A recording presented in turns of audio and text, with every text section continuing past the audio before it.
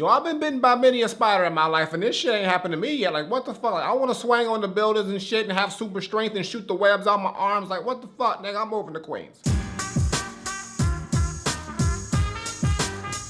What's going on, everybody? It's the Granddad Woolly, and you are here again for another edition of Woolly Reviews Film Data. We got a movie review today. We're gonna talk about the brand new movie that just fucking dropped. Another one out of the Marvel Studios pipeline, because you know they're making paper over paper because they keep dropping that fire. They just don't take L's. They just can't. It's not in their bloodline. DC take notes. Even though Wonder Woman was dope, y'all still got Justice League that I'm worried about. But I'm getting off subject. We got one of the most iconic and one of my personal favorite superheroes of all time. They got the reboot because that last reboot just wasn't the business to me. I couldn't fuck with it. It wasn't that amazing. No matter what the title says, not to me.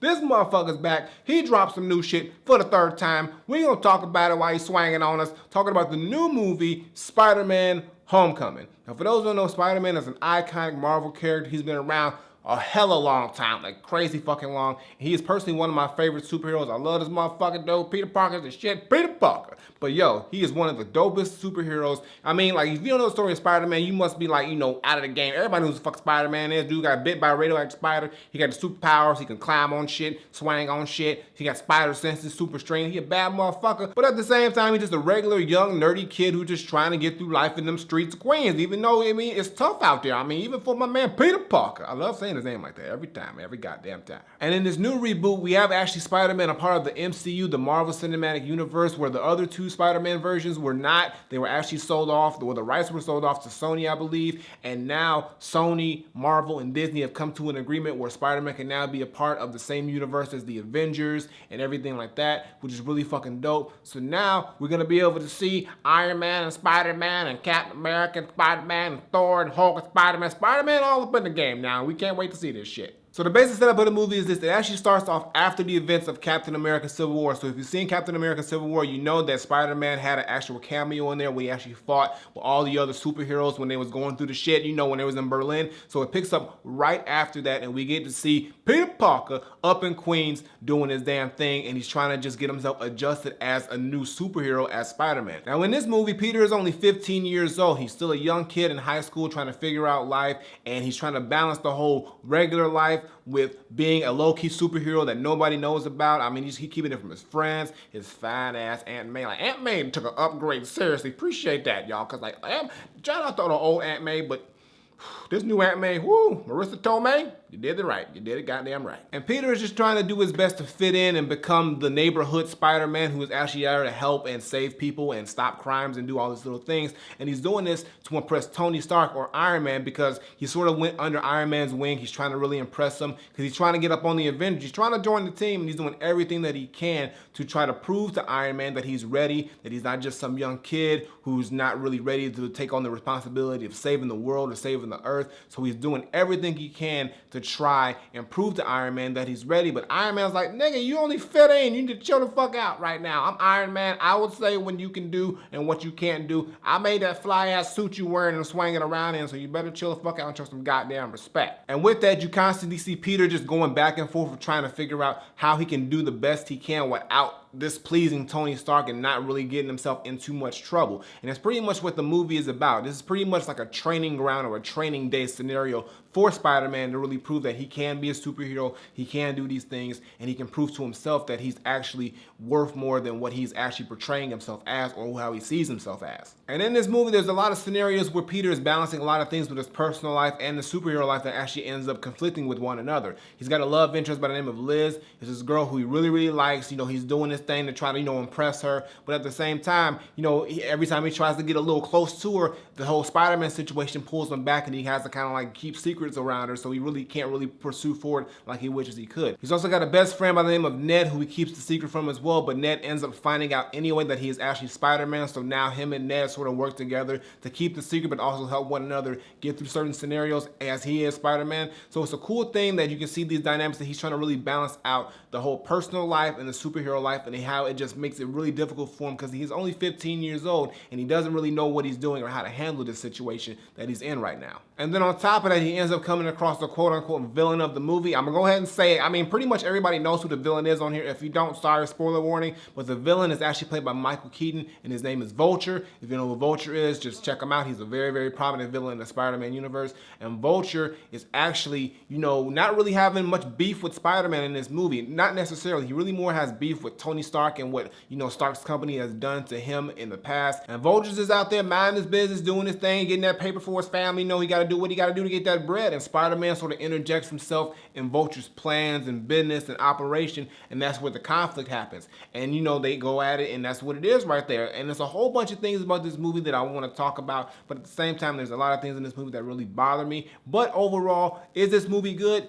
I gotta say, yes, it is a very, very good movie. I really like how this movie plays out. I really like the approach they did with this, but there are some things about it that I wish could have been done better. So let's start with the positives. First of all, the new Spider-Man, Tom Holland. I like the fact that they got a kid who actually looks like a 15-year-old kid in high school. He plays that part well. A little too overdone it sometimes for me personally, because, you know, maybe it's just me getting used to him being an actual kid and not really having an adult who's a mature adult who's playing a kid. So, like, he really comes off as a 15-year-old kid. So when he's doing these things in Spider-Man and he sees something that he really thinks is cool, you got to think a 15-year-old kid would think that shit is cool to someone who's older who would probably be more mature to the situation. So even in high stakes, high intensity situations where his life is at stake, he still is treating it like a fun scenario that he's a kid, but at the same time being deathly afraid of what's going on at the same time and trying to figure it out and freaking out and panicking, just like a 15-year-old kid would do in this situation. So they really kept a realistic approach and vibe with his character, with Tom Holland, with Spider-Man. So I really did like it, but it does take some getting used to. At first, you kind of get a little bothered and annoyed. Me personally, I kind of got annoyed with some of the things he was saying or how he was acting. But as the movie went along, I warmed up to it, and I kind of like how his character sort of played out and portrayed himself, and it kind of actually paid off in the end, which is really cool.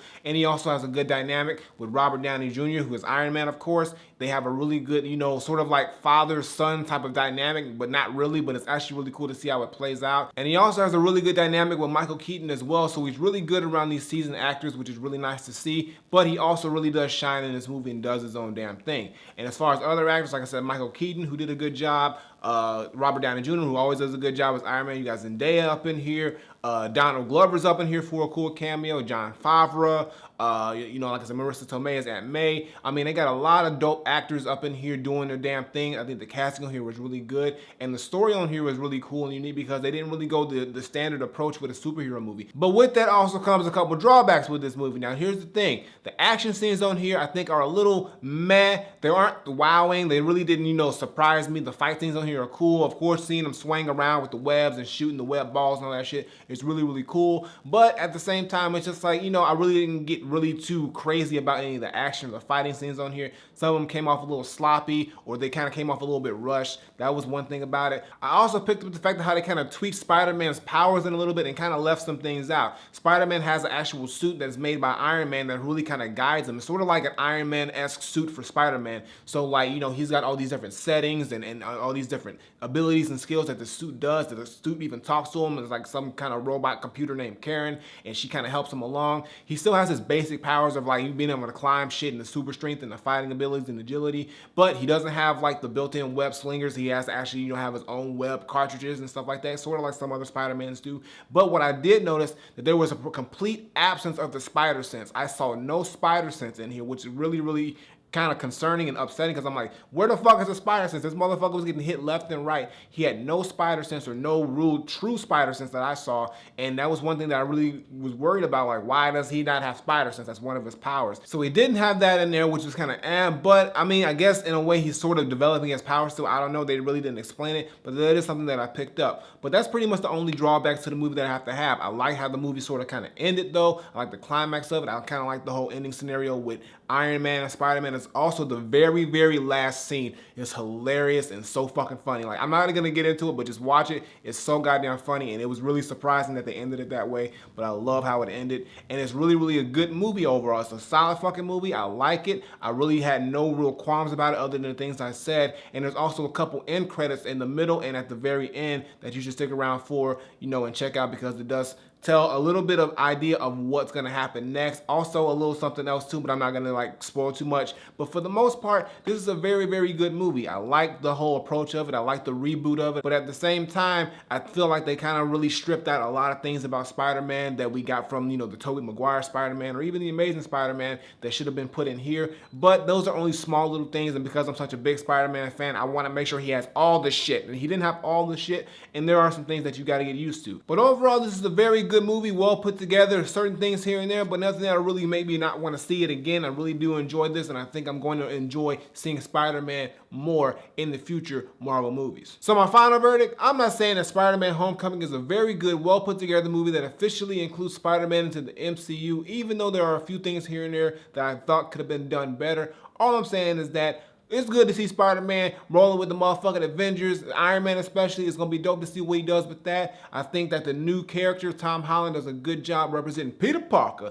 as a young 15-year-old kid trying to figure out his way as Spider-Man, as a superhero, and balancing life. I like that whole aspect and story. I like the little twist that they have with, you know, Michael Keaton's character and Peter Parker's character. I'm going to say it's a cool little twist there. I'm going to stop right there. It's a lot of good things about this movie, but at the same time, there's no spider sense. I feel like he's heavily relying on this suit that he is given by Iron Man, and at the same time too, the action scenes could have been a little bit better, but other than that, I still think this movie is very, very good and definitely worth your time to watch if you are a fan of Spider-Man and the Marvel Cinematic Universe. So all I gotta say is that for me, Spider-Man Homecoming is not Granddad approved, but I will give it a very highly Granddad recommended. So go check it out. It's out right now. Today it drops officially. Definitely worth the $11.50 popcorn. Get yourself a drink too. Why not? You're gonna get a little thirsty. But I mean, I think that there's a few things. I'm being nitpicky because I'm a big fan of Spider-Man, but it is a fun movie to watch. You're gonna enjoy it. You're gonna have a lot of cool things about it. It's funny, it's smart, it's witty, it is action-packed. I thought it could have been a little bit better on the action side of it, but I do like how they developed and fleshed out Spider-Man's character. I think he's gonna be a really, really essential player in the future of the MCU, and I think he's gonna do a lot of good work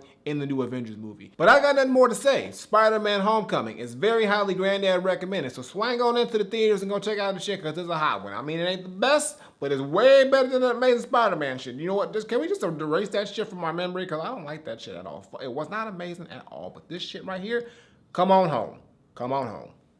Flip it. All right, y'all, that's going to do it for today's video. Make sure you give me a thumbs up and drop a comment. Tell me what you think of Spider-Man Homecoming. If you've seen it, if you have not seen it, like I said, it is out today officially, so go check it out. It's a very good movie. Few things here and there, but I'm being nitpicky. You know me how I got to be, but overall, it's a very enjoyable movie. I think if you're a fan of Spider-Man, Marvel movies, the MCU, all that shit, you're going to like this because it's a lot of good shit in there. A lot of shit I didn't say because I didn't want to spoil it, but there are a lot of great moments in this movie. You will definitely enjoy the shit. Previous videos on the side as well as my latest thing. Go check that out. Show us some love. And as always, Twitter, Facebook, SoundCloud, Instagram. Links in the description below. And subscribe. Button on the screen. Button below. Woolly Reviews twice a week, as well as the gaming channel, CDK Studies, Indie Spotlight. All the info is below, so check that out. And I got nothing more to say. So until next time I take my leave, Granddaughter, Spider-Man Homecoming. It's a good fucking movie. I'm still waiting for a spider to bite me so this shit can happen. Like, seriously, like, I'd be a dope Spider-Man. Probably not. I wouldn't save nobody. I'd just be swinging around town all goddamn day, stunting no motherfuckers. Let's just be real.